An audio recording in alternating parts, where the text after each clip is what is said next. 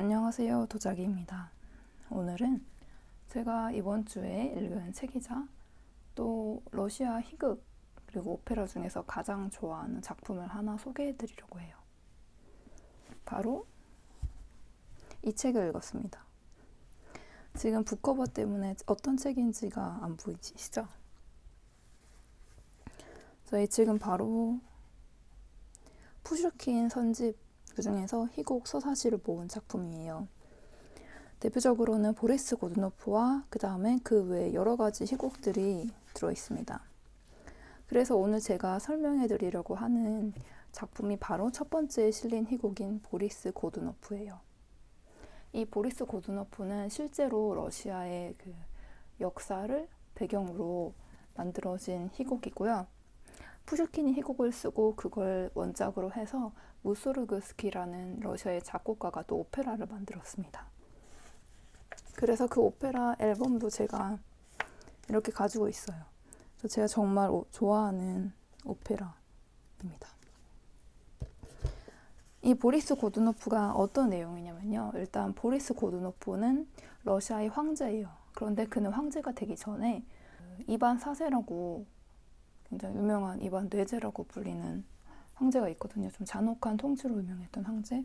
그 황제의 신임을 받아서 그 신하로 일을 하기도 했고, 그 다음에 그의 아들인 표도르 1세가 즉위하자 신하로도 일했습니다. 그런데 그 표도르 1세의 부인이 바로 이 보리스 고드노프의 누이였어요. 그러니까 보리스 고드노프는 황제의 처남이었던 거죠. 그런데 이 표도르 1세한테는 자식이 없었고, 대신에 그의 아버지였던 이반 4세의 아들 드미트리라는 어린 아들이 있었습니다. 그 표도르 1세가 죽고 또 어린 드미트리 황태자가 또 죽어요. 그는 우글리치라는 러시아의 한 마을에서 죽는데, 그리고 보리스 고드노프가 러시아의 황제, 즉 차르가 됩니다. 그런데 이 보리스 고드노프가 황제가 되고 한 6년쯤이 지나서 그때 죽었던 드미트리가 나는 사실 죽은 게 아니다라고 어떤 사람이 그렇게 말을 하고 나와요. 그 사람이 가짜 드미트리가 등장하게 됩니다. 그래서 그 원래는 이 드미트리 황태자를 보리스 고드노프가 자기가 차르가 되기 위해서 죽였다 이런 소문도 돌았었는데, 이 가짜 드미트리가 나타나고 그가 국경을 넘어서 리투아니아, 폴란드 쪽으로 가서 폴란드 귀족의 세력을 얻고 보리스 고드노프를 향해서 진격을 하게 됩니다. 가짜 드미트리가 러시아로 진격을 하는 도중에 보리스 고드노프가 또 사망을 하게 됩니다. 그래서 결국 이 가짜 드미트리가 즉위를 하게 되는, 짧은 기간이지만 즉위를 하게 되는 때가 벌어지고, 또 이때 이제 러시아 역사에서 좀 굉장히 혼란스러운 동란의 시대가 이때 시작되게 되는데요. 그래서 보리스 고드노프는 그렇게 보리스 고드노프가 즉위하고 가짜 드미트리, 그러니까 이 희곡 속 그리고 실제 역사 속에서도 아마도 그리슈카 오트르피예프라는 수도승이 가짜 드미트리 행세를 했을 것이다 이런 말이 있어요. 그리슈카 오트르피예프라는 수도승이 그 원래 드미트리 황태자랑 자기랑 나이가 같아서 그 말을 같은 수도원에 있던 늙은 수도승한테 듣고, 그래서 가짜 드미트리 행세를 하기 시작해요. 그래서 원래 있던 수도승에서 탈출을 하고 러시아 국경을 또 넘어서 리투아니아, 폴란드에 가서 폴란드 귀족들과 가톨릭 그쪽 세력들과 합세를 하고, 또 거기에서 폴란드 귀족의 딸인 마리나라는 사람이 있어요. 그 사람이 자기가 모스크바 황후가 되겠다고 그 가짜 드미트리와 약혼을 하게 되는 그런 이야기가 나오고, 이게 또 판본이 있는데 이 책에 실린 판본에서는 결국에 보리스 고드노프가 죽고 그의 어린 아들 페오도르가 즉위를 하게 돼요. 그런데 러시아 귀족들이 결국에 가짜 드미트리 편을 들어서 페오도르를 폐위시키고 결국 그를 죽이고 나와서 가짜 드미트리 만세를 민중들한테 외치게 하고, 그 다음에 극이 끝나게 됩니다. 그래서 보리스 고드노프라는 이 희극을 가지고 러시아의 작곡가인 무소르그스키가 보리스 고드노프라는 오페라를 썼어요. 그래서 이 오페라가 몇 년 전에 한국에서 실제로 공연이 된 적이 있기도 하고, 근데 저는 아쉽게도 못 봤지만 대신에 이렇게 CD를 가지고 있습니다. 저는 오페라 CD에서 좋아하는 거는 여기에 이 두꺼운 작은 책이 보이는데요. 이 책은 바로 리브레토, 그러니까 오페라의 각본집입니다. 그래서 이렇게 러시아어랑 영어로 같이 써 있어서 정말 좋아요.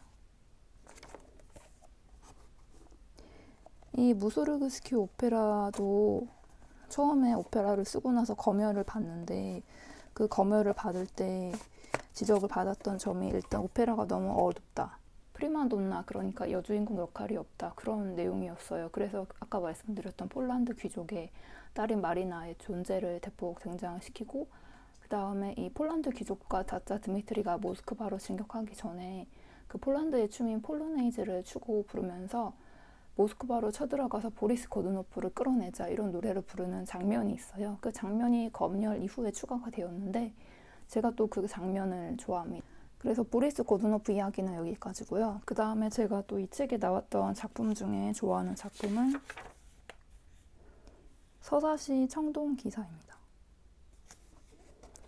청동기사는 러시아 상트페테르부르크에 있는 동상이에요. 그래서 페테르부르크 이야기죠.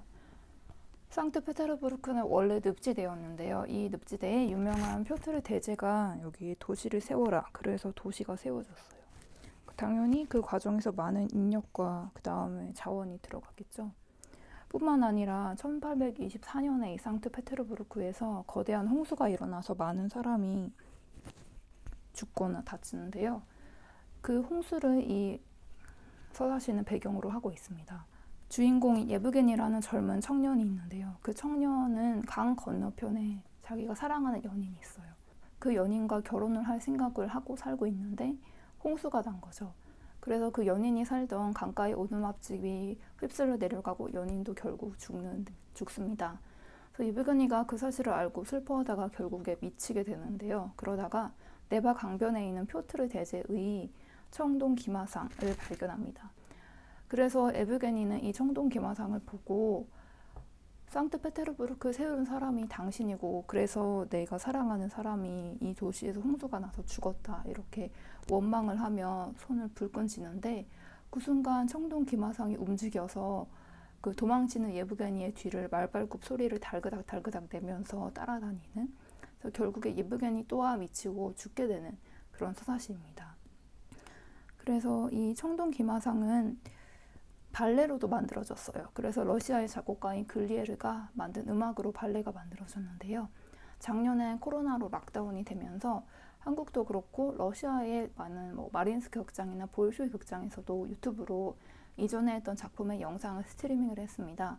그 중에 글리에르의 이 청동 기마상 발레도 스트리밍을 했어요. 그래서 청동 기마상 발레는 상트페테르부르크가 대홍수가 나는 모습도 아주 생생히 표현을 했고, 특히 예브겐이라는 젊고 아름다운 청년이 어떻게 해서 연인을 잃고 미치고 결국에 청동 기마상을 향해서 분노를 표출하려다가 되려 청동 기마상에게 당해서 죽는 그런 과정이 아주 생생하고 재미있게 들어있습니다. 그래서 오늘 제가 소개해드릴 작품은 여기까지고요. 다음 시간에도 재미있는 이야기로 또 찾아뵙도록 하겠습니다. 오늘도 봐주셔서 감사합니다. 그럼 안녕.